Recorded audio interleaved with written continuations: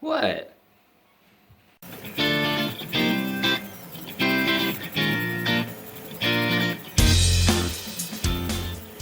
Hey guys, 3D Printed Life here, and yes! Look, belts! You know what that means? It's gonna move! I mean, I would have shared the first moves with you guys, but I kind of just wanted to make sure it worked before all that stuff. So I moved it already, but I didn't move it much, so this is still first moves. And I'm gonna do the first simulation print with no heating with you guys, so that should be pretty exciting. But yes, Z-axis works. I've already tested that. I don't believe I tested that in the last video, but I mean, pretty simple. It's kind of hard not to work. Oops, stay up there. X and Y axis was a bit trickier. Like I said, I had to do that little fix with those tubes inside these idlers and then using M3 bolts. So for these guys, I just went through the M5 tapped holes and I had a little printed spacer so that the M3 bolt would be snug. But these guys are a bit trickier. As I mentioned in the last video, I had to drill new holes, being very careful not to go through the top plate. I don't want to mess that up. It looks so pretty. And then tap those and then do the same thing with the M3 bolts. Now these are so tall that they do have a little bit of play, and that will definitely be a factor in printing. So they'll probably will be rippling in the corners just because of this play, which is present in all of these bolts on this taller line. The belts also aren't super tight. I just kind of put them on for now. Basically, I did a combination of the old system and the new system. So I used the center tapped holes for the new system with these little belt clamps, which just go on nice and easy. And those will be metal, of course, in the final printer. And then over here, I didn't have any room to put another one. So basically, I just did these old clamps, looped it back on itself, and put a bolt through it to hold it in place. And that seems to hold just fine. So for the time being, that should work just fine. So basically, oh, one more thing I had to do. Because I had to re-drill these pulleys were in a super tight place.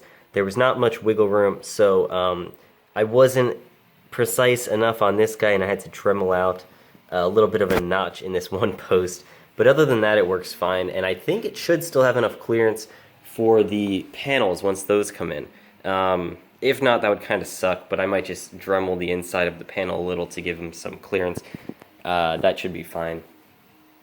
So what's left to do? Well, test it, of course. Drop in the hot end. I got to get the extruder from my Eclips3D, which I'm currently testing the Titan extruder on. But that's mid-print right now, so I'm going to have to wait for that to finish, unfortunately. Looks like there's only about less than an hour left on that. So then I can hook that guy up over to there with the hot end, and then I can slap my old Mark III aluminum heated bed on here, which sucks, but I won't be using the heated part of it, just as a platform to print on. And then that's it. I should be good to go. I don't have end stops on here yet. That's something that I was going to do later on. I still have to design a bracket for the Y. I still have to figure out what I'm doing for the X. And for the Z, I got to also do a bracket and then put a bolt through this piece. But it's getting there. So, I mean, basically the only big thing is figuring out the end stops, and then it's nearly a fully functioning printer, which is pretty awesome. Okay, so I've got my model sliced. I have deleted the heating commands from the G-code, so I guess let's see what happens. Let me just move this guy over here. That's good. Hopefully it doesn't break. It's not turned on. That might help. Stand by. Alright, take two. Oop. It's doing stuff. Awesome. Now it is pretty loud at the moment. That's kind of to be expected. Right now there's no dampening feet, so it's just raw, well, metal on plastic table, I guess. But additionally, keep in mind that these ball bearing, the ball bearings in this linear guide are pretty much half missing. So now that it's under load, it's gonna make noise. The Z-axis seems a bit loud. I'm not too sure why, but I'll be investigating that. Actually, oh, okay, it seems like it's just resonating through this plate. Definitely. So that means I can fix that two ways. One way, which I may end up doing, is securing it in the middle along the entire edge. So I'll get somebody to help me, like, putting pressure here to see if that will help. If that's not enough, additionally having the power supply and all that mounted underneath should help to reduce that resonance down there. So Z-axis should be quiet. That's really not a concern. And X and Y, of course. That should all be figured out once I actually get real linear guides with all the balls in them. But, motion-wise, it seems pretty good so far. Nice and quick movements. It's not jamming up anywhere. It seems nice and smooth, even those really quick jumps.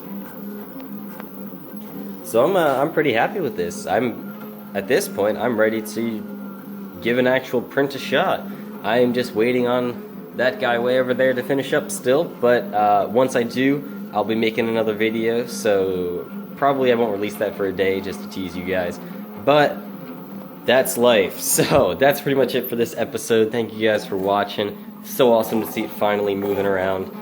Stay tuned for the next one, subscribe if you aren't, and I'll catch you guys later.